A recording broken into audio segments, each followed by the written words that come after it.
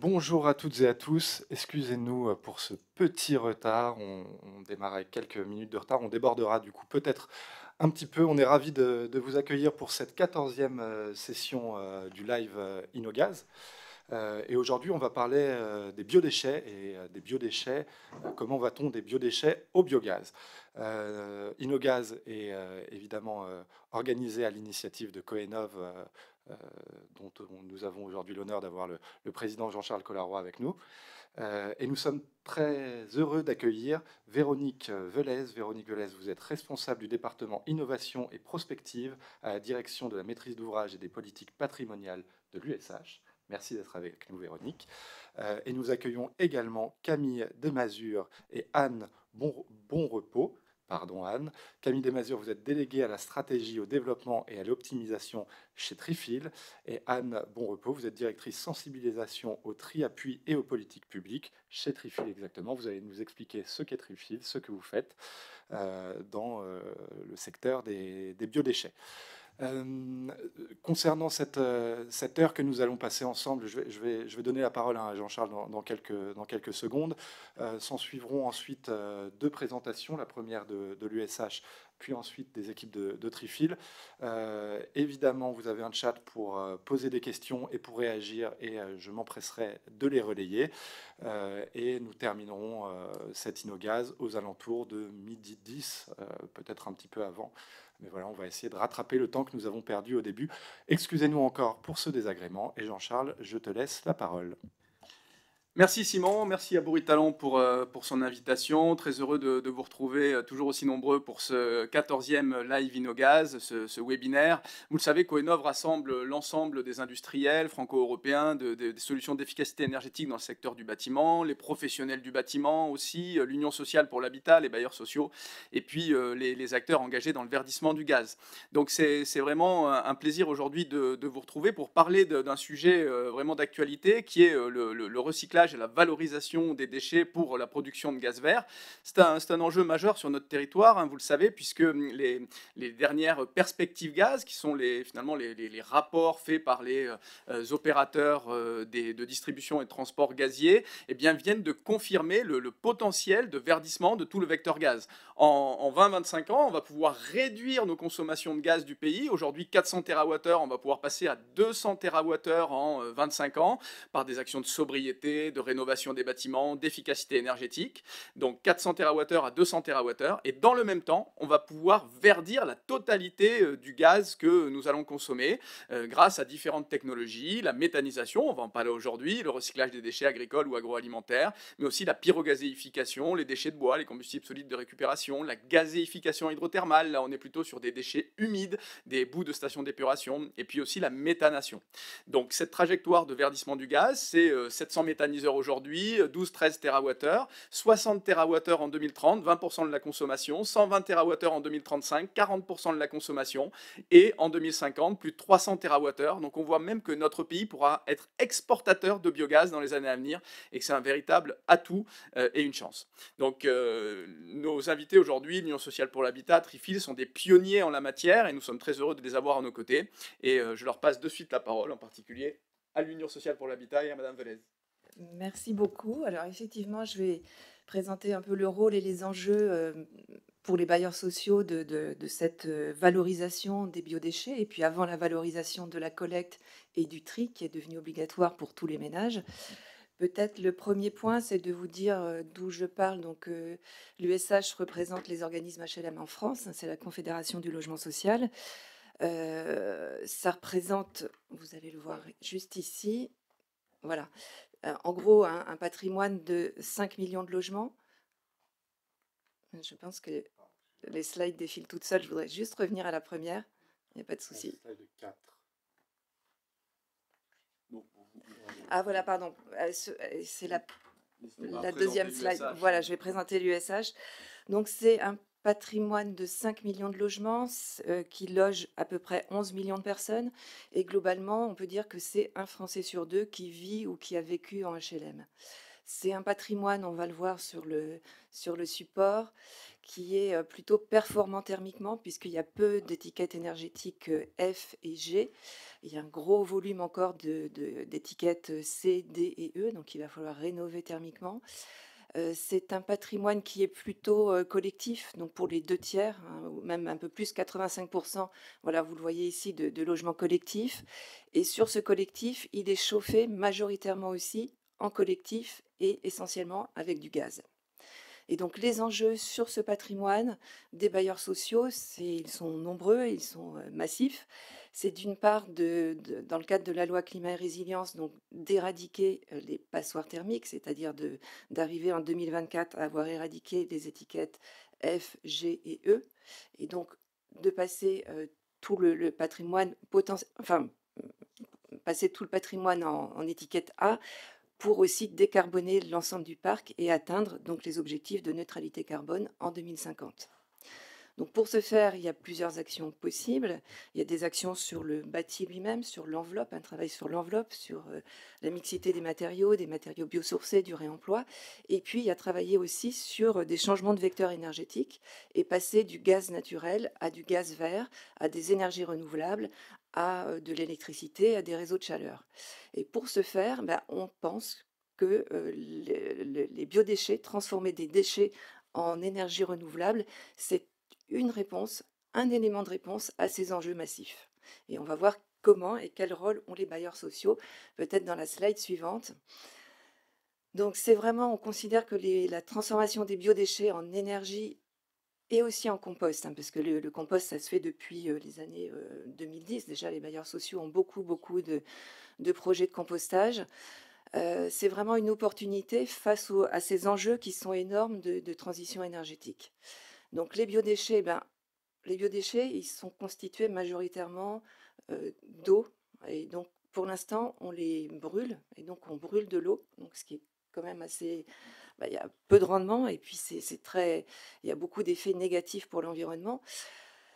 Donc les biodéchets, un débouché connu, c'est le compostage. Et là, il y a vraiment aussi une évolution dans la gestion des espaces verts des bailleurs, donc qui va vers plus de projets. Alors, il y en a de nombreux depuis de nombreuses années de jardins partagés, mais il y a aussi des fermes urbaines maintenant, et qui sont sur les espaces verts, mais qui sont aussi en toiture, qui peuvent être dans les caves, dans les parkings. Donc, on utilise tous les bâtis possibles, en fait. Et puis, bien sûr, ce qui nous intéresse aujourd'hui, c'est la production de biogaz par méthanisation ou microméthanisation, et ce gaz pouvant lui-même servir par la cogénération à alimenter les besoins en énergie de nos résidences. Donc c'est vraiment un cercle vertueux sur lequel, vous allez le voir, il y a à la fois des projets déjà concrets et pas mal d'études aussi. Donc ça va contribuer, c'est un petit élément, alors je dis petit parce qu'en volume, on peut juste revenir sur la slide précédente, pardon. En volume, les biodéchets, il me semble, hein, vous allez me dire, Trichil, mais c'est à peu près 83 kg par an et par habitant. Et on estime qu'on peut détourner à peu près la moitié, donc une quarantaine de kilos par an et par habitant, dans la collecte et la valorisation de ces biodéchets. 40 kg par habitant, je vous disais qu'on loge 11 millions d'habitants, donc ça fait à peu près plus de 400 000 tonnes. Et 400 000 tonnes de biodéchets, ça peut contribuer à chauffer à peu près 40 000 logements. Donc ça, ce sont des chiffres de GRDF. Donc ça peut être un élément de réponse à notre dépendance, d'une part aux énergies fossiles, et à utiliser moins de ressources naturelles. Alors, on peut se poser la question, quel choix entre composter ou méthaniser? Là, le bailleur n'a pas la main, puisque c'est la collectivité qui gère et qui pilote ce type de projet donc, sur son territoire. Et un bailleur qui est présent sur plusieurs territoires va avoir plusieurs projets de ce type à gérer, et donc des impacts aussi dans son patrimoine, sur ses locaux d'ordures ménagères, en termes de gestion locative et sur les charges et le travail effectué par la proximité et les gardiens. Alors, que dit précisément la loi et puis la réglementation sur les biodéchets? Donc, c'est la slide suivante. Voilà. Depuis la loi AGEC, donc c'est retranscrit dans le code de l'environnement et on Donc, a donc AGEC, hein, loi anti-gaspillage pour une économie circulaire, qui a été votée, qui a été portée par Brune Poisson et qui a été votée en 2019, 2020, 2021. 2020, oui, c'est ça. Et donc maintenant, elle s'est traduite dans 2 articles du code, enfin, sur cette partie biodéchets, hein, 2 articles du code de l'environnement. D'une part, il y a l'obligation pour tous de trier ces biodéchets depuis le 1er janvier 2024. Donc, il y avait déjà une obligation pour les émetteurs de déchets de volume important, mais maintenant c'est pour tous les ménages, donc c'est-à-dire tous les ménages. Donc ça se passe, le tri se passe à l'intérieur des logements, dans les cuisines. Donc ça veut dire que les bailleurs vont devoir mettre en place des actions pour que ce tri puisse être effectif jusqu'à la collecte. Et le deuxième article du Code de l'environnement, c'est qu'il n'y a pas d'obligation pour les collectivités d'une collecte séparée. Donc on n'est pas obligé d'avoir un bac séparé pour les biodéchets si on a à proximité une solution de valorisation, par exemple de compostage. Et donc pour nous, pour les bailleurs sociaux, se posent les questions: quelles sont les responsabilités liées au tri à la source des biodéchets des collectivités versus les bailleurs? Et donc c'est ce qu'on va voir dans la slide suivante.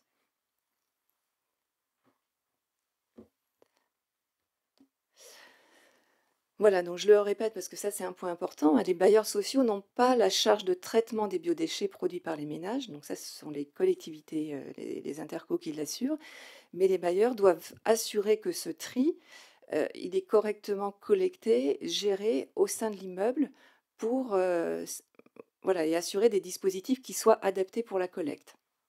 Alors on n'a pas défini ce que c'était que les biodéchets, c'est à la fois des déchets non dangereux biodégradables de jardin ou de parc, donc les déchets verts, et puis les déchets alimentaires ou de cuisine qui proviennent, donc pour nous, en ce qui nous concerne les bailleurs, ce sont qui proviennent des ménages. Des déchets alimentaires qui soient à la fois d'origine végétale ou animale. Et donc si les ménages doivent trier, si le bailleur et la collectivité doivent collecter, ben, autant aller jusqu'à la valorisation, et valorisation qui passe en général par 2 modes, soit le compostage, et après il y a différents types de compostage, soit la méthanisation. Et en tout cas, ça va nous permettre de substituer ces déchets à d'autres substances, soit d'origine pétrolière, soit d'origine naturelle. Donc, slide suivant. Slide suivante, oui. Voilà, pour préciser aussi la responsabilité des bailleurs sociaux. Donc elles sont tirées du règlement sanitaire départemental type, donc dans le titre 4, qui prévoit donc l'élimination des déchets. Les bailleurs doivent, il y a des caractéristiques sur les locaux des déchets pour les immeubles collectifs, pour entretenir ces locaux, pour les récipients qui sont mis à disposition, et bien sûr pour les déchets, les dépôts de déchets sauvages sont interdits. Leur responsabilité vis-à-vis des locataires, c'est qu'ils doivent s'assurer de cette bonne gestion des biodéchets, triés à la source, pour leur collecte par la collectivité. Et vis-à-vis de leurs prestataires aussi concernant les espaces verts, l'organisme bailleur doit s'assurer que les prestataires d'espaces verts assurent une gestion qui soit conforme, donc l'interdiction notamment de brûler les végétaux à l'air libre. Et puis lorsqu'il y a des devis, ces devis de travaux, ils doivent mentionner les conditions, les modalités d'enlèvement des déchets. Donc voilà, petit point de précision, on peut passer à la slide suivante. Puisqu'on pose souvent la question, ben, est-ce quel choix ou comment choisir entre composter ou méthaniser? Et je rappelle les différentes étapes, donc le tri, la collecte, la valorisation. Quand on est, en général, quand on est sur des zones soit pavillonnaires, soit plutôt rurales, soit des zones qui sont difficiles d'accès pour la collecte, et donc plutôt un faible tonnage, on est plutôt sur une gestion de proximité et donc de compostage. C'est des projets à fort enjeu de lien social, d'implication, d'économie circulaire, d'agriculture, donc nouvelle gestion des espaces verts, je le disais aussi, de fermes urbaines, de projets d'agriculture urbaine, mais aussi de lutte contre les îlots de chaleur, donc d'améliorer aussi tout le patrimoine par rapport aux évolutions du climat et à l'amélioration du confort d'été. Quand on est sur une collecte plutôt en zone urbaine, semi-urbaine, en zone dense et en habitat collectif, on peut avoir une gestion centralisée, c'est-à-dire qu'il y a un camion qui va passer récolter les différentes boxes pour de la méthanisation. et qui va permettre de produire du biogaz, donc qui est transformé en énergie renouvelable. Il y a un peu moins aussi d'obligations ou de tri sur les déchets alimentaires. Donc ça peut être aussi des déchets issus d'origine, enfin de viande ou de poisson. C'est moins contraignant que sur le compost. Et puis tout ça rentre dans une logique territoriale, donc d'économie circulaire, et de produire de l'énergie renouvelable au niveau d'un territoire. Mais c'est des projets qui nécessitent aussi des investissements. Alors, quelques exemples de projets, justement. Je vais commencer donc sur la slide suivante par un exemple de compostage à La Rochelle. Donc sur l'office de l'agglo de La Rochelle, qui a commencé, il me semble, en 2019, donc ça fait déjà 5 ans. Ils ont eu un fort taux de participation, donc c'était 25% dès la première année, avec plus de 300 biosos distribués aux locataires. Ils sont passés maintenant à plusieurs sites. Donc c'était un premier site qui était en rénovation urbaine, intramuros de La Rochelle, et maintenant tous les projets de compost s'étendent à toutes les agglos de La Rochelle. Donc voilà, on est passé aujourd'hui à 96 bacs de compost qui sont installés, des équipes de professionnels qui sont formées, 9 gardiens, les agents extérieurs et tout l'encadrement de l'office a été formé. Ils ont investi aussi sur une plateforme de compostage, donc, et sur voilà, une machine qui permet aussi de retourner le compost, qui est ensuite distribué aux collectivités et aux habitants de l'agglo. Et est-ce que vous avez constaté donc une adhésion des habitants vraiment à la démarche? Comment ça se passe? Est-ce qu'il y a une adhésion au démarrage? Est-ce que vous constatez un essoufflement dans le temps ou globalement ça tient bon? Alors sur ce projet, ça tient bon. C'est un peu l'enjeu sur tous les types de projets un peu participatifs sur lesquels on s'appuie auprès des habitants. Mais ce projet, il se développe en dehors du compostage, donc le compostage qui s'est agrandi. Ils font aussi du miel, ils produisent plus de 300 kilos de miel par an. Donc c'est vraiment une nouvelle gestion des espaces verts, une nouvelle gestion des déchets qui est très vertueuse et qui a pris et qui constitue même et qui est au cœur du projet d'entreprise de l'Office. Peut-être un deuxième exemple, voilà, sur la slide suivante. Alors, sur un projet de méthanisation, donc là, on est en Normandie, dans la communauté de communes de Causses-Reberte, avec le bailleur Logéal Immobilière. Et là, le parcours des biodéchets, donc il concerne 9 immeubles, donc sur les communes de Barentin et de Pavilly. Il y a, pour la première année, il y a eu 312 ménages donc utilisateurs, et le parcours est le suivant. Donc chaque ménage dispose d'une carte qui permet l'accès aux points d'apport volontaire, donc que vous voyez ici, donc les Gaia Box. La carte permet d'ouvrir la box, elle permet aussi de peser ses déchets, d'afficher le volume total de ses dépôts et de le traduire en énergie. Et donc les biodéchets ensuite sont vidés, collectés une fois par semaine et 2 fois par semaine en période estivale. Tout ça part dans une ferme et un méthaniseur agricole à une trentaine de kilomètres de ces 2 communes. On le verra avec Trifil tout à l'heure, mais là, est-ce que le méthaniseur agricole, il a dû s'adapter pour accueillir des déchets agroalimentaires qui sont un peu différents de ceux qu'il valorisait jusqu'à présent? Est-ce que vous savez si on est allé dans ce niveau de détail? Alors, j'ai pas ce niveau de détail, mais je pense effectivement, il a dû s'adapter, puisqu'en plus, c'est un projet qui anticipait la réglementation. Donc, il a démarré dès 2021, et c'était une volonté du maire d'anticiper la future collecte des biodéchets. Et on a une question sur le chat, très pratico-pratique, sur les personnes qui vident les PAV. Qui sont-ils? Quelles sont-elles? Alors, c'est une société externe, prestataire. Et je crois, je ne sais plus si son nom apparaît, mais on peut voir sur la slide suivante. On va voir si je l'ai mentionné, je ne suis pas sûre. Non, j'ai plutôt parlé du... Alors, le constat, c'est qu'il y a quand même du temps passé par les gardiens et leur rôle qui a été particulièrement important. Donc, ils ont distribué des flyers, ils ont fait des réunions d'information avec cette association. Ils ont distribué des biosos, des cartes de compostage, des réunions d'infos devant les bornes de tri. Donc, le temps n'a pas été évalué, mais il est quand même important. Donc, c'est une charge de travail supplémentaire. Sur le patrimoine et sur l'investissement nécessaire par le bailleur, il a été relativement, l'impact a été restreint, donc il y a eu juste un investissement pour, je dirais, mettre à niveau et faire la dalle de béton pour poser les box. Voilà.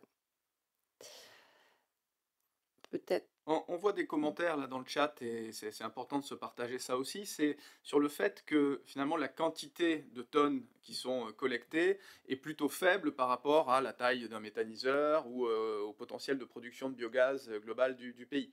Mais c'est vrai que, et on en a tous conscience, que le potentiel lié à la méthanisation de la filière agroalimentaire, c'est pas ça qui va changer la donne de la méthanisation, mais en revanche ça donne beaucoup de sens et ça aide aussi finalement les consommateurs, les ménages, les entreprises, une cantine, à participer au geste de tri quand on sait que finalement ces déchets, ils vont être valorisés dans un méthaniseur à proximité. Ça peut aussi aider un agriculteur globalement à l'équilibre de son méthaniseur. Et ensuite qu'on va consommer du gaz dont une part est verdie grâce à cela. Donc c'est à la fois intéressant comme un complément, un petit complément, on en a bien conscience, et en même temps pour donner beaucoup de sens au geste de collecte et de valorisation des déchets. Hein, on C'est peut c'est partager ça. exactement ça. Je vais relayer deux questions qu'il y a sur le chat. La première, c'est la méthanisation agricole a-t-elle toutes les autorisations pour recevoir ce type de biodéchets? Et je prends la seconde en même temps. Quel rythme de ramassage, car les fermentations démarrent assez vite dans les bacs? Alors, je vais répondre sur la deuxième. C'est une collecte une fois par semaine et 2 fois par semaine en période estivale. Et peut-être que sur les autorisations, j'ai pas les éléments sur ce projet-là, mais peut-être que les intervenants Trifil pourront répondre juste après. J'ai juste 2 autres projets, mais qui sont pas en mise en œuvre et qui sont en phase d'étude. Donc celui-là, on est sur Marseille, sur un quartier prioritaire, donc des quartiers nord avec Erilia, donc anciennement Logirem. Et là, c'est un projet de microméthanisation. C'est un projet sur cette phase d'étude qui est lauréat de l'appel à projet logement social engagé gaz vert de GRDF. Et l'idée, donc qui est étudiée, c'est que Erilia, qui achète actuellement donc 10% de son gaz en garantie d'origine, souhaite, souhaite le générer, le faire aboutir par de la microméthanisation à partir des biodéchets des locataires. Et donc ça concernerait un périmètre de 15 000 logements. Voilà, et le deuxième projet de ce type, qui est aussi en phase d'étude, donc sur la slide suivante, qui est en Normandie, donc chez Inolia, qui est le bailleur du Calvados. Et là, on est sur une démarche un peu similaire. Et pareil, c'est aussi un projet lauréat de l'appel à projet gaz vert. Donc, réaliser une étude sur la récupération des biodéchets des locataires autour de la ville, donc de Bellangreville, l'acheminer avec des camions qui roulent au gaz vert vers une unité de méthanisation et donc acquérir des garanties d'origine auprès de l'unité de méthanisation et les flécher sur des projets de construction neuve pour alimenter 30 logements. Donc là, c'est vraiment une boucle vertueuse. On voit que c'est des petits volumes, c'est vraiment ce que vous disiez, mais ça contribue à la décarbonation, aux enjeux de renouveler le mix énergétique. Donc voilà pour les quelques projets d'études ou déjà de mise en œuvre sur cette valorisation des biodéchets. Et ce qu'on peut dire, hein, c'est que nous étions, nous Coenov, au congrès de l'Union sociale pour l'habitat à Montpellier il y a 3 semaines. Il y a eu une remise des prix avec l'ensemble des lauréats, dont certains que vous avez cités, de l'appel à projet gaz vert. Et c'est intéressant de voir que sur l'ensemble du territoire, les bailleurs sociaux, qui sont souvent des pionniers hein, dans ces démarches, que ce soit dans la rénovation des bâtiments, mais aussi dans la collecte des déchets ou dans l'amélioration des bâtis, eh bien, finalement, les bailleurs sociaux sont à la pointe de ces premières initiatives. Combien Je de sais pas lauréats? Il si y avait, je crois, plus 9 ou 10 lauréats hein, qui ont il y été avait une primés. Hein. dizaine de lauréats qui sont Ouais. tous venus effectivement présenter leur projet. C'était à la fois très sympathique et stimulant et avec tous les partenaires et j'ai trouvé que c'était une séquence très intéressante du congrès. Merci beaucoup pour cette première présentation. Merci Véronique Velez. Et je précise à toutes et tous qu'on vous adressera évidemment les slides qui ont été présentés ce matin. Je laisse tout de suite la parole aux équipes de Trifil, Camille Desmazures et Anne Bon Repos. Camille. Bien, bonjour à tous. Un grand merci en introduction à Coenov pour l'invitation. Nous sommes ravis de pouvoir intervenir et présenter Trifil et nos modèles. Donc on va le faire à deux voix avec Anne qui va donc prendre la parole à certains moments. Donc on va démarrer sur la présentation. Nous sommes le CNDAK mixte de traitement Trifil. Donc nous gérons, traitons et valorisons les déchets pour le département du Tarn, donc, dont la préfecture est Albi. pour ceux qui auraient du mal à nous situer. Et donc, nous gérons les déchets pour un peu plus de 300 000 habitants, 328 000 habitants. Et la particularité, c'est que nous gérons aussi les déchets pour des clients que nous avons. Et donc, aujourd'hui, nos installations et notre modèle est bâti pour à peu près 700 000 habitants. Trifil regroupe 358 communes et la particularité, c'est que nous opérons uniquement sur les métiers du transfert, transport, traitement. La collecte est assurée par nos adhérents qui sont des collectivités, communautés de communes, communautés d'agglomération. Nous en avons 14, vous l'avez sur la carte, sur la présentation, donc c'est une particularité, nous n'assurons pas la collecte. Et nous sommes donc 300 agents de la fonction publique, l'ensemble des métiers étant gérés en régie au sein de Trifil. Sur la slide suivante, on peut voir le panel des métiers aujourd'hui que l'on a, donc déchetterie, bien sûr, 37 déchetteries. Aujourd'hui, des points très intéressants, puisque plus d'1 million de visiteurs aujourd'hui en déchetterie, avec la plupart des déchets qui sont collectés aujourd'hui en déchetterie, presque 100 000 tonnes de déchets qui sont collectés. Nous avons un métier, bien sûr, autour des déchets verts, du compostage, la collecte du verre et sa valorisation. Et puis, 3 unités industrielles, 3 usines, qui traitent à la fois l'emballage, l'ordure ménagère, les biodéchets et les déchets collectés en déchetterie. Également une filière autour du bois énergie, puisqu'on récupère beaucoup de bois et on va jusqu'à construire, exploiter et assurer la maintenance des réseaux de chaleur pour les collectivités. Et in fine, sur tout le déchet dont on ne sait pas valoriser, ce qu'on appelle le déchet ultime, on va le traiter par enfouissement. Nous avons la capacité en enfouissement de traiter les déchets ultimes et on va le réduire d'ici quelques semaines à moins de 20% des déchets municipaux. Donc plus de 80% des déchets seront valorisés au sein de Trifil. Nous avons développé, donc on parlait de loi tout à l'heure, nous une loi qui nous a beaucoup perturbé, c'est la loi de transition énergétique en août 2015. Qui à l'époque n'a pas été porté par Bruno Poirson mais par Ségolène Royal, qui a donné... Donc c'est la fameuse LTECV, loi de transition énergétique pour une croissance verte, Tout à fait, de 2015. Qui nous a perturbé sur un champ très particulièrement du déchet, c'est la réduction imposée à l'enfouissement. Donc on va y arriver par la prévention des déchets, mais aussi par le détournement des collectes. Donc sortir tous les emballages de la poubelle noire et sortir les biodéchets de la poubelle noire. Donc on a dû aussi également... mettre à jour l'ensemble de nos installations, de nos process pour répondre à cette loi. Donc concrètement, sur la slide suivante, notre projet est bâti sur 4 parties. D'abord réduire, c'est quand même la priorité, la prévention des déchets, réduire à la source tout ce que l'on peut faire en termes de prévention. Ensuite, ce qu'on appelle nous détourner.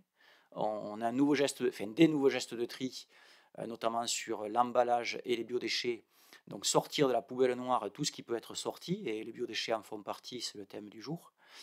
Ensuite, on va passer sur le recyclage, la valorisation matière, recycler tout ce qu'on peut en termes de valorisation matière, et puis à la fin, on est sur le champ de la valorisation énergétique des déchets. Donc notre projet a consisté à la création de 3 unités, 3 nouvelles usines en synergie, elles fonctionnent ensemble.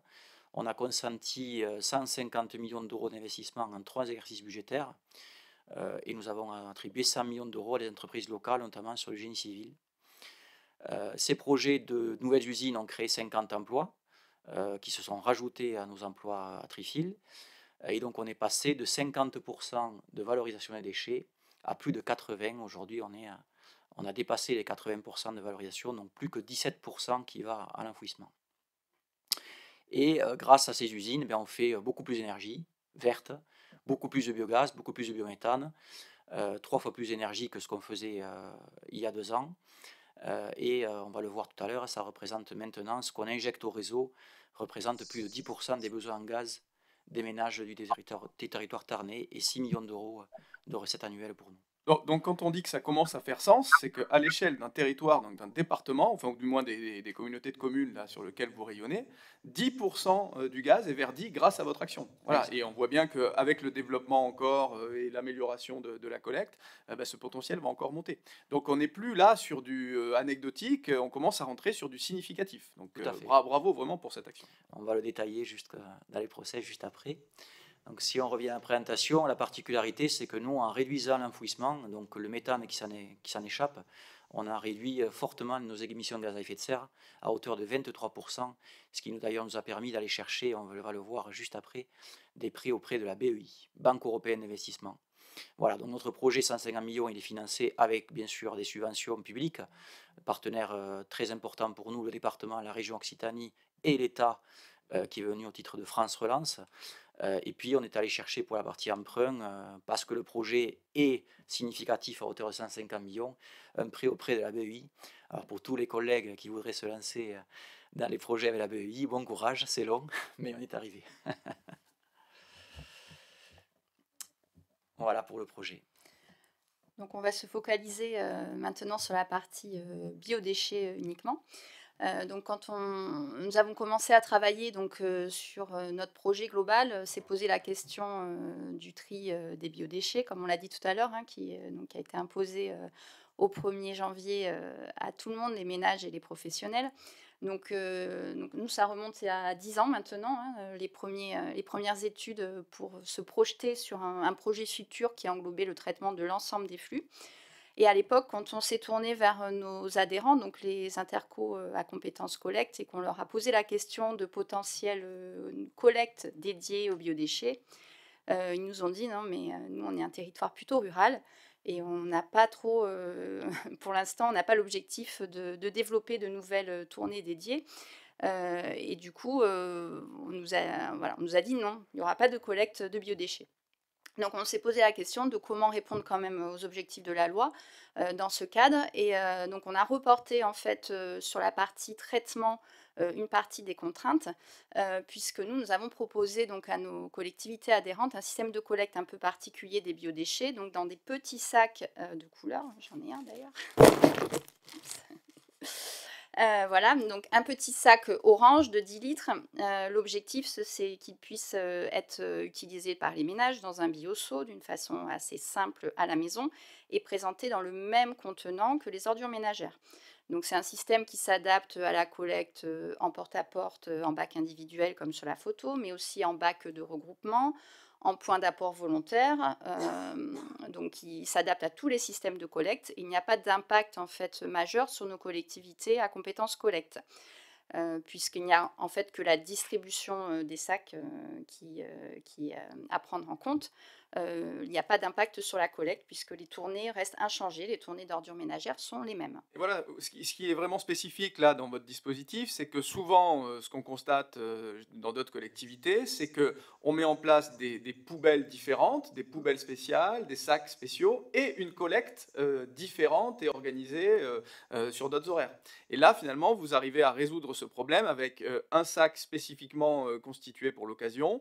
Et on peut le mettre dans la même poubelle, donc ça ne rajoute pas aussi la problématique qu'il peut y avoir aussi dans certaines copropriétés d'avoir de la place pour mettre toute une série de poubelles, y compris aussi chez les habitants parfois où il faut plusieurs seaux différents pour bien s'y retrouver. Là, vous avez résolu ce problème avec ce sac innovant, mais après, comment vous arrivez à le traiter, c'est ce que vous allez peut-être nous présenter dans vos différentes usines, quoi. Voilà. Donc pour la partie traitement, donc Camille l'expliquera par la suite. En fait, hein, on a dans notre nouvelle unité de traitement, en entrée d'usine, il y a un tri optique qui permet de séparer ces fameux sacs des poubelles noires d'ordures ménagères.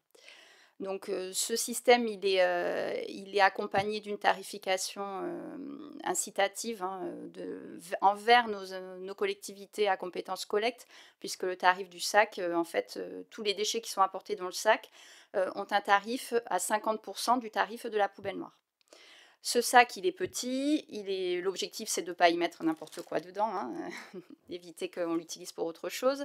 Il est plus résistant qu'un sac normal puisqu'il faut qu'il résiste à la collecte en benne à ordures ménagères.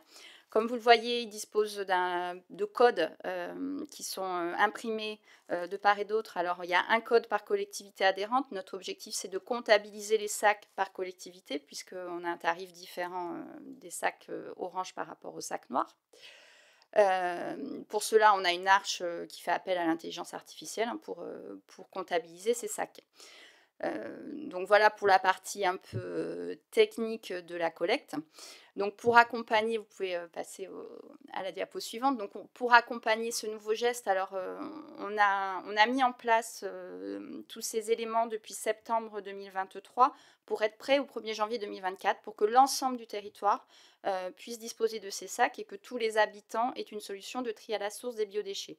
Alors, ce qui est important, je ne l'ai pas dit, mais on en a parlé juste dans la présentation précédente, c'est qu'effectivement, le compostage, il existe aussi sur nos territoires, notamment ruraux. Et donc, ce geste, en fait, il est pour nous complémentaire au compostage domestique.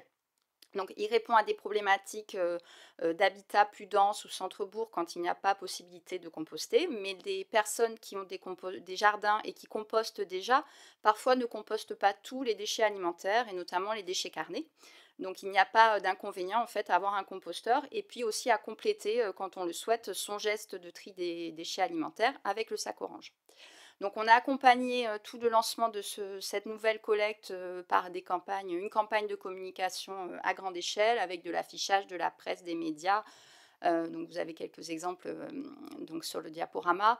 On a utilisé on a fait appel à l'intelligence artificielle pour des supports sur les réseaux sociaux pendant les fêtes de Noël, comme vous le voyez. Donc ça, c'est une campagne qui a eu lieu en décembre 2023, donc juste avant le lancement du tri à la source des biodéchets effectifs au 1er janvier. Et par ailleurs, donc vous pouvez avancer s'il vous plaît. Donc on a accompagné tout cela d'actions de terrain. Donc tous les foyers du territoire ont reçu un courrier préalable qui leur expliquait donc ce nouveau geste de tri et le choix qu'ils avaient à faire entre compostage et sac de couleur ou les deux. Voilà, on leur expliquait. Donc il y avait une enveloppe, un courrier et un échantillon de sac qui a été envoyé à tous les foyers. Ensuite, nous sommes passés en porte-à-porte sur tous les centres denses, centres-bourgs, pour distribuer les premiers rouleaux de sacs, donc tous les endroits où il n'y avait pas de jardin, qui étaient les sites prioritaires où il fallait que la collecte démarre. Et donc, on a pu sensibiliser par là à peu près 40% des foyers du territoire. Alors, on a plusieurs questions. Il y a eu un petit débat sur le chat autour de la qualité du tri. Ouais. Donc, si vous pouvez avoir un mot là-dessus. Et puis ensuite, sur les sacs, deux choses. On a un commentaire, ces sacs sont en plastique, 3 petits points, vous voyez. Ouais. Et puis ensuite, en dehors d'une obligation théorique de trier ces biodéchets, quels avantages ont été imaginés pour soutenir durablement ces gestes citoyens des ménages? Je vous laisse déjà répondre Alors, ça fait beaucoup de choses. Oui, il y a beaucoup de choses. Sur donc la partie donc sac en plastique. Ça, c'est une question qu'on a oui, à tous les coups, ça n'arrête pas. Effectivement, donc aujourd'hui, on est sur du sac en plastique classique. Nous avons lancé un appel d'offres pour répondre à ce marché de fourniture de sacs.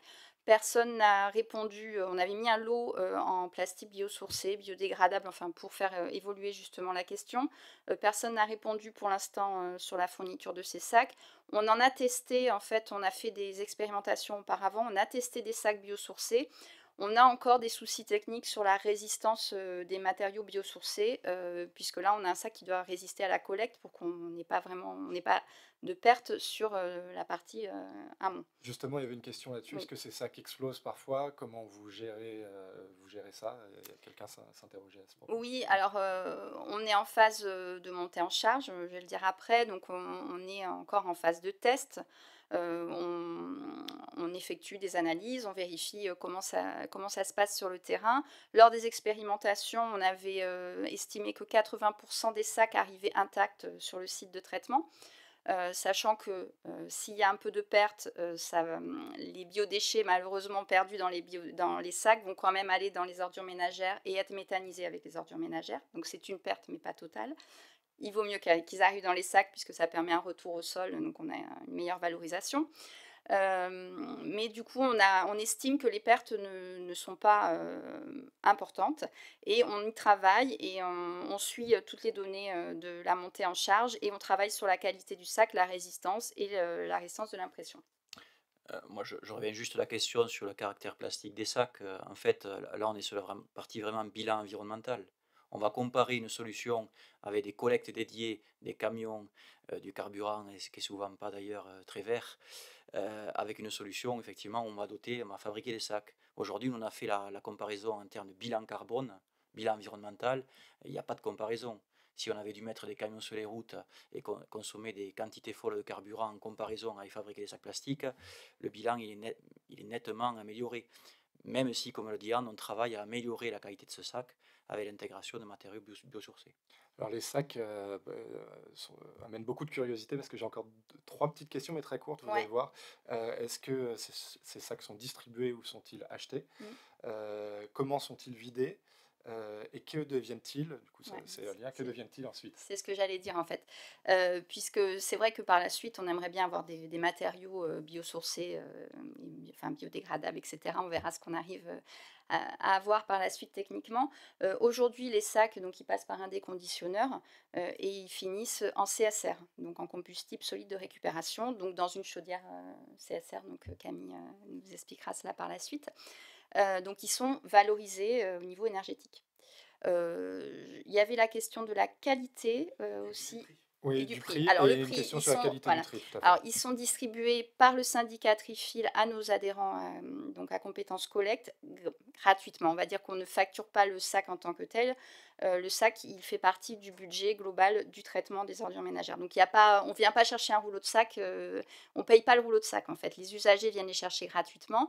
Ce sont donc aux collectivités à compétences collecte de décider du mode de distribution et la majorité des collectivités a choisi le dépôt en mairie. Donc les usagers viennent en mairie pour chercher les sacs. Et est-ce qu'on pourrait imaginer à l'avenir des sacs réutilisables, nettoyés, etc. ou pas du tout? Ah non. Alors, il y a plein de possibilités d'évolution, mais notamment une qu'on travaille, y compris en R&D, c'est la capacité de la méthanisation à dégrader le sac. Un jour peut-être. Alors, parce que là, pour l'instant, je vais l'expliquer, on déconditionne, on sort ce sac de la pulpe de biodéchets et du refus, mais potentiellement, il y a des travaux aujourd'hui qui pourraient penser qu'un sac, alors un emballage en fait, un contenant pourrait être dégradé en méthanisation, qu'il soit plastique ou autre chose. Ça va nous amener justement sur le sujet de la qualité du tri. Oui. Alors la qualité, à ce jour, les analyses que nous avons réalisées au mois de juin nous ont montré qu'il y avait moins de 10% de refus au niveau de la collecte. Donc on est sur une qualité qui est plutôt très bonne, hein. Dans les collectes sélectives d'emballage, on est entre 20 et 30% de taux d'indésirables. Là, moins de 10%, c'est une très bonne qualité, des très bons résultats. Oui. Donc ça, c'était pour la partie terrain, on peut avancer. Donc aujourd'hui, on est depuis le début de l'année 2024 en phase de montée en charge de notre unité de traitement. Donc on trie les sacs de façon effective depuis le premier trimestre. Donc on a encore des éléments on va dire des résultats qui sont partiels. Mais on les trie aujourd'hui et on méthanise les biodéchets qui sont apportés par nos adhérents. Donc tout cela est accompagné avec une tarification, comme on l'a dit, incitative et une analyse aussi donc de la composition des poubelles noires et des sacs oranges qui a été réalisée notamment en juin. J'y reviendrai juste après sur donc les premiers résultats de collecte. Au niveau des objectifs, puisque tout à l'heure ça a été évoqué pour l'habitat social, donc nous, notre objectif, c'est de détourner 20 kg par an par habitant de déchets organiques via les sacs oranges et les collectes dédiées de moyens gros producteurs des collectivités adhérentes, sachant que le potentiel sur nos territoires ruraux, il est plutôt à 60 kg qu'à 80. Voilà, ça dépend vraiment du territoire. Donc notre objectif, c'est 8000 tonnes par an de biodéchets triés et traités sur notre site, avec une possibilité donc de traitement sur la même chaîne de biodéchets, des collectes dédiées des professionnels et de soupes préparées. Et pour terminer, donc les résultats sur la partie collecte. Le résultat, donc aujourd'hui, sur 192 kg de déchets présentés dans la poubelle noire, on a sorti 5 kg en sac orange en 6 mois. Pour, je vous l'ai dit, les 20 kg objectifs d'ici quelques années. Donc nous, on est très contents de ce résultat. Je ne vais pas vous détailler la composition de la poubelle noire, mais c'est aussi une donnée intéressante sur laquelle on pourrait passer du temps. Vous voyez qu'il y a encore dans la poubelle noire plus de 12 kg de gaspillage alimentaire et à peu plus de 44 kg d'autres déchets biodégradables. Je vais laisser la parole à Camille pour la partie traitement. Alors justement, ces biodéchets, une fois collectés, qu'est-ce qu'ils deviennent chez nous? Puisque donc c'est maintenant effectif à notre usine. Donc je vais parler de la valorisation. Donc vous avez à l'image ce qu'on appelle notre UTVD, unité de tri et valorisation de déchets. Alors c'est en gros une grosse imbrication de process sous bâtiment. En fait, il y a deux usines différentes, hein. Une usine pour l'ordure ménagère, le sac noir, et une usine pour nos sacs orange biodéchets. Ces sacs orange vont devenir du biogaz, épuré en biométhane injecté au réseau, et du compost, donc retour au sol, la matière organique. Nous ne faisons pas à Trifil le retour au sol de la matière organique depuis les sacs noirs. On fait des combustibles solides de récupération avec la particularité d'avoir une chaudière imbriquée à l'usine qui les valorise. Sur ce pôle que vous avez à l'image, donc au centre du département du Tarn, on est propriétaire de 200 hectares et on accueille actuellement le chantier de méthaniseurs agricoles et agroalimentaires porté par CVE, un développeur biogaz bien connu du métier.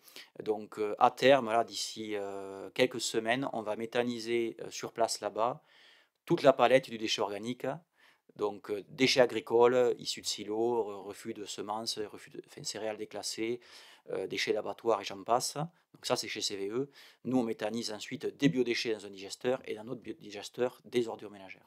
Oui, là c'est quand même remarquable d'avoir un site qui est emblématique des différentes productions de biogaz. Là, vous êtes vraiment un démonstrateur industriel parce que vous avez, et vous avez aussi d'ailleurs une décharge sur laquelle vous faites du gaz, ce qu'on appelle du gaz de décharge aussi, hein. C'est un autre type de biogaz dont on n'a pas parlé.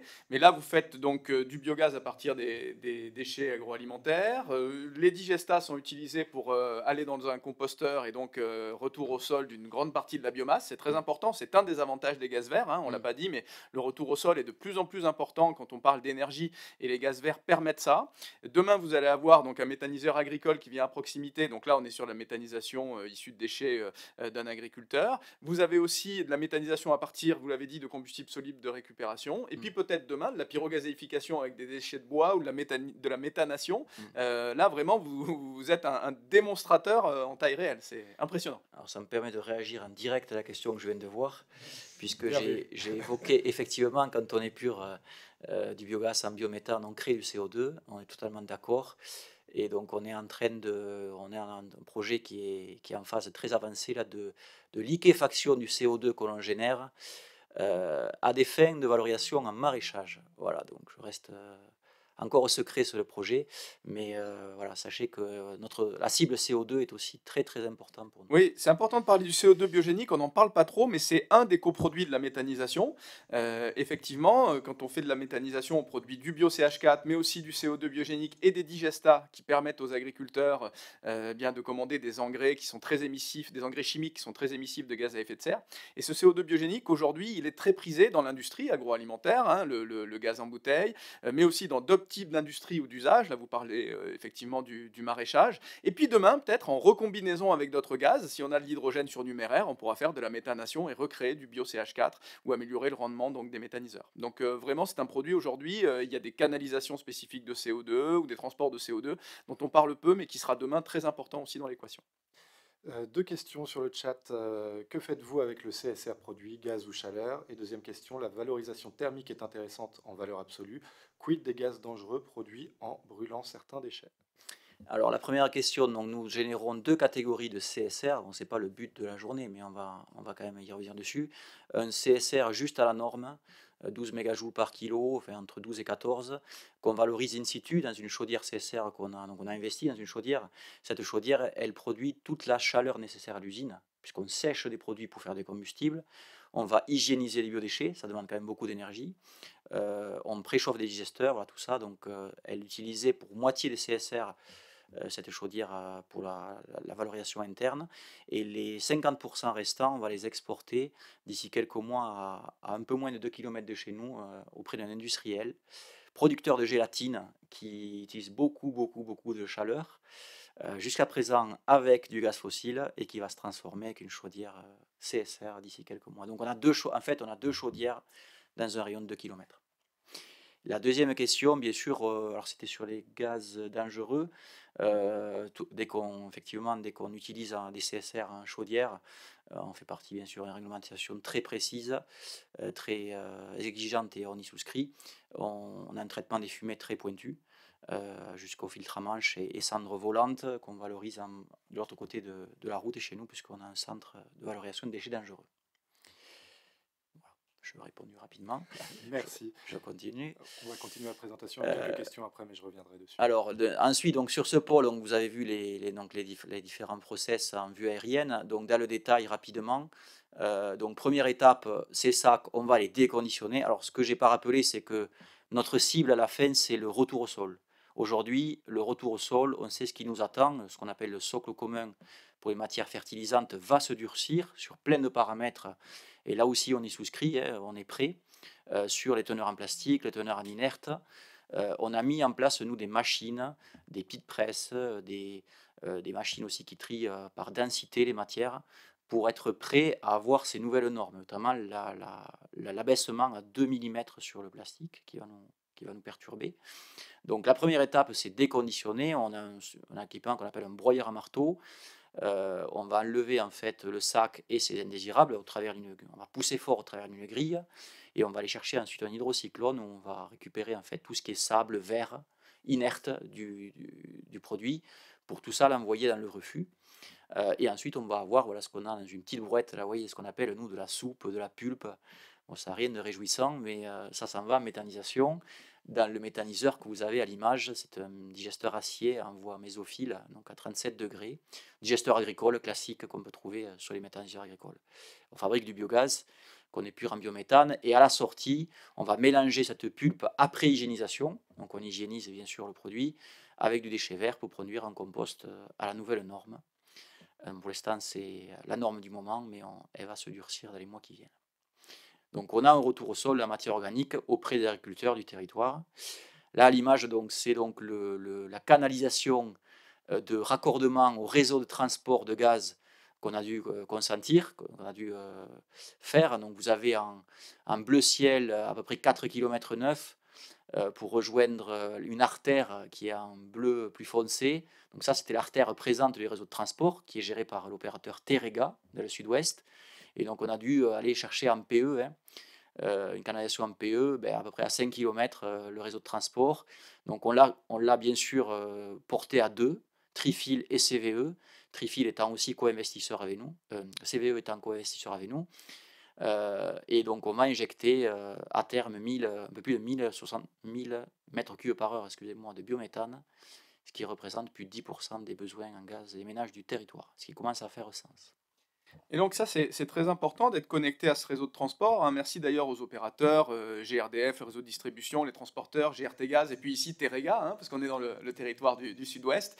Bravo aux efforts aussi que ces opérateurs font pour connecter ces méthaniseurs, et parce que là, on a une énergie qui est stockable, et c'est tout l'intérêt, et qui est évidemment complémentaire des autres énergies décarbonées qui se développent. On a bien sûr le nouveau nucléaire, l'hydroélectricité qui sont stockables, mais les autres électricités décarbonées, éolien, photovoltaïque, elles ont un caractère intermittent et non stockable. Et donc c'est très important d'avoir des molécules de gaz qui se verdissent, et avec ces capacités de connexion au réseau de transport, on a ce qu'on appelle des rebours qui permettent d'alimenter nos capacités de stockage, qui sont un atout pour notre pays, plus de 100 TWh à l'échelle nationale, et qui nous permettent de passer les vagues de froid intenses et les périodes hivernales, et de ne pas surdimensionner nos capacités électriques pour pouvoir répondre au maximum de consommation. Ça aurait un surcoût énorme pour le pays. Donc c'est dans l'alliance des électrons décarbonés et des molécules de gaz qui se verdissent avec la capacité de stockage qu'on trouve le meilleur optimum. Je suis d'accord, tout à fait, vous avez raison.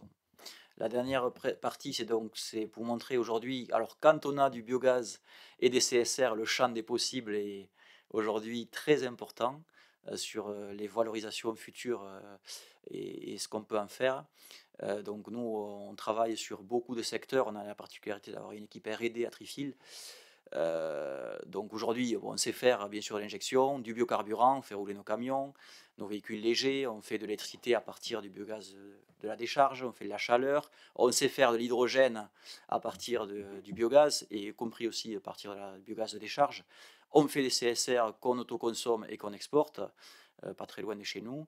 Et on travaille sur énormément de pistes aujourd'hui, la méthanation, la valo du CO2, je l'évoquais, mais aussi, bien sûr, comme ce CSR, ben, on l'a entre les mains et on en a de plus en plus, puisqu'on trie de plus en plus les déchets, ben, la pyrogasification, c'est quand même une voie sur laquelle on porte les yeux de façon attentive. Voilà, donc aujourd'hui, on a tendance à dire on est qu'au début du chemin, mais on a franchi quand même une belle étape. Voilà. J'ai une question sur l'appropriation par les utilisateurs, par le territoire. Quels sont les retours que vous avez? Est-ce qu'ils sont fiers d'avoir ce type euh, d'industrie sur leur territoire? Ça, c'est la première question. Et puis tout à l'heure, on a parlé des autorisations nécessaires pour recevoir les biodéchets de la part de la méthanisation agricole. Je voudrais revenir sur ce point avec vous. Alors, en termes de fierté, les habitants, oui, mais les élus aussi, beaucoup. On a quand même des élus très investis, c'est vraiment la clé de tout ce système, hein, c'est d'avoir eu à la base des élus investis qui ont participé de façon importante au développement de Trifil. Les habitants, bien entendu, ça fait par effet rebond, hein, et tout le monde est bien sûr fier d'avoir cet outil, qui est quand même un bel outil de traitement et de valorisation. Et oui, ça nous amène d'ailleurs actuellement à s'exporter un peu du Tarn, hein, puisqu'on fait pas mal de présentations, y compris aussi, pourquoi pas, des projets de coopération internationale, puisque on est de plus en plus sollicité pour que ce modèle-là, finalement, ben, soit dupliqué dans d'autres villes ou métropoles ailleurs dans le monde, puisqu'il y a des pays, enfin, on ne rentre pas dans les détails, mais les déchets à l'échelle mondiale, ça fait assez peur actuellement. Et pour répondre à la deuxième question, nous on est sur la partie biodéchets, on est soumis à agrément sanitaire. Alors dans le monde des biodéchets et de la méthanisation, il y a deux réglementations, c'est l'installation classée pour la protection de l'environnement, hein, donc l'ADREAL, et donc l'ICPE, et l'agrément sanitaire qui est notre service de l'État sur le côté plus risque sanitaire. Donc on a effectivement les deux autorisations, à la fois au titre de l'ICPE et à la fois au titre de l'agrément sanitaire pour exploiter une usine biodéchets. Mais la question tout à l'heure, je crois, c'était plus est-ce qu'on peut mélanger en fait, est-ce que les installations qui reçoivent des produits agricoles peuvent recevoir des biodéchets issus des ménages? C'est non, pas comme ça en fait. Il faut effectivement, il faut faire d'autres déclarations et d'autres démarches pour pouvoir les recevoir ces biodéchets alimentaires. Ouais, puis au-delà des autorisations, nous on a la volonté aussi de ne pas porter de concurrence. On s'est bien organisé sur le territoire. Les méthaniseurs agricoles agroalimentaires, ils ont leur gisement. Et d'ailleurs, c'est pour ça qu'on l'a organisé au sein de Trifil en les accueillant. Et nous avons notre gisement qui est les collectes, les ménages. Voilà, on ne se marche pas dessus. C'est déjà bien, quoi, assez compliqué. Voilà. Merci beaucoup. Ah, une dernière question, je vois sur le chat. Si vous en avez d'autres, n'hésitez pas à les poser parce qu'on arrive presque à la fin. Au-delà des ménages, collectez-vous également les déchets des collèges, lycées et autres? Bonne Alors question. sur la partie collecte, effectivement, tout ce qui est moyen gros producteur, comme on les appelle dans le jargon, le petit sac orange, bah, il est un peu trop petit. Donc la proposition, c'est de là réaliser des collectes dédiées pour le coup, et donc c'est la compétence de nos collectivités adhérentes. Donc nous avons deux adhérents sur 14 qui ont mis en route ces nouvelles collectes et qui collectent donc des déchets issus notamment des collèges, des écoles et des administrations, maisons de retraite, etc. Sur les biodéchets, je voudrais dire effectivement qu'il y a l'obligation de tri pour les ménages depuis le 1er janvier, mais que la collecte des collectivités locales sont à des niveaux d'avancement très différents et que pour l'instant, il y a des choses qui ne sont pas mises en place dans toutes les collectivités. On est plutôt sur, il me semble, hein, un tiers des collectivités aujourd'hui qui ont mis en place des moyens de collecte. Donc ça va se faire au fur et à mesure, mais il y a des niveaux d'avancement très différents. Tout à fait. Et est-ce que vous discutez, parce que vous nous avez parlé d'expansion à l'international, que vous étiez très sollicité, vos relations avec l'État, vos discussions avec l'État, j'imagine que les ministères sont assez curieux et trouvent ce que vous faites très bien et que ça va dans le bon sens. Donc comment sont vos échanges? Moi, j'insisterai plutôt sur le conseil et l'appui et puis le réseau qu'on peut faire avec les collectivités territoriales. C'est donc quand même elles qui sont à la manœuvre pour développer ce genre de projet. Et ces installations, oui, actuellement, via divers réseaux comme Amorce ou d'autres réseaux, on est effectivement visible. Et puis c'est un petit monde des déchets, on se connaît bien tous. Donc oui, on reçoit beaucoup de collectivités, on échange avec beaucoup de collectivités. À la fois celles qui vont créer nos installations de façon toute nouvelle sur leur territoire, et puis celles qui vont transformer leurs installations également pour répondre aux nouvelles réglementations. Les CSR et le tri, et tout ça va se développer en termes de transformation. J'ajouterais nous ne sommes pas les seuls en France à avoir développé ce genre de collecte qu'on appelle multiflux dans le même conteneur. Donc nous avons nos voisins aveyronais qui ont développé le même système. Il y a la communauté urbaine de Dunkerque. Il y a des collectivités en Essonne, en Moselle. Enfin, on n'est pas les seuls. Voilà. Donc c'est quelque chose qui quand même qui se déploie en France. Et donc on a aussi un réseau entre nous. On en parle beaucoup avec les autres collectivités pour travailler sur le sujet. Et notamment techniquement sur les difficultés qu'il peut y avoir ou sur la communication, la sensibilisation des usagers.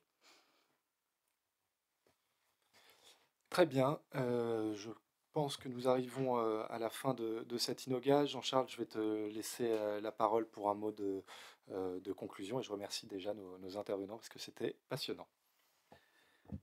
Oui, merci vraiment à nos intervenants parce que vous êtes des pionniers de cette démarche. Vous avez montré combien c'est important de valoriser ces déchets. D'abord de réduire, hein, vous l'avez dit, mais nous aussi on promeut quand on veut aussi verdir les consommations énergétiques des bâtiments, le gaz vert. On dit d'abord il faut baisser les consommations. Et donc là, je le redis avec force, vous l'avez dit aussi, mais d'abord réduire notre production de déchets et puis ensuite améliorer la collecte, le recyclage et la valorisation.